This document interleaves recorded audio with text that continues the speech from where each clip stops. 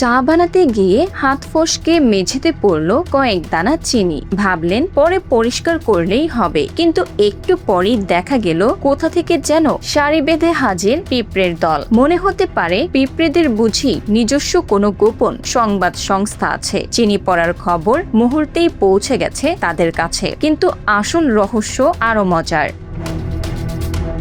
পিঁপড়ের মাথার সামনে থাকা অ্যান্টেনা বা সুরই তাদের সবচেয়ে বড় সার্চ ইঞ্জিন। এই সুর দিয়ে তারা মেঝে, দেয়াল কিংবা খাবারের ওপর থাকা ক্ষুদ্র রাসায়নিক সংকেত শনাক্ত করতে পারে। মানুষের চোখে যেখানে রান্নাঘর শুধু একটা সাধারণ ঘর, পিঁপড়ের কাছে সেটি যেন অজস্র ঘ্রাণ আর রাসায়নিক তথ্যের বিশাল মানচিত্র। চিনির দানা, দুধের ফোঁটা, মিষ্টির গুঁড়া কিংবা চামচে লেগে থাকা ঘিয়ের দাগ, এসবই পিঁপড়ের কাছে খাবারের সংকেত। তবে খাবার খুঁজে পেলেই গল্প শেষ নয়।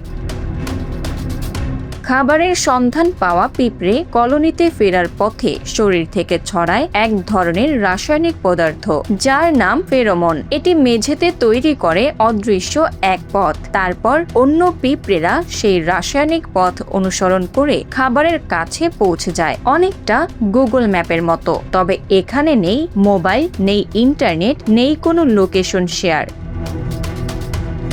একটি পিঁপড়ে খাবার খুঁজে পায়, রাস্তা চিহ্নিত করে, আর বাকিরা সেই পথ ধরে হাজির হয়। তাই মেঝেতে এক চিমটি চিনি পড়ার কিছুক্ষণ পর পিঁপড়ের লম্বা সারি দেখলে অবাক হওয়ার কিছু নেই, কারণ আপনার রান্নাঘরে হয়তো তখনই চালু হয়ে গেছে পিঁপড়েদের নিজস্ব ফুড ডেলিভারি নেটওয়ার্ক।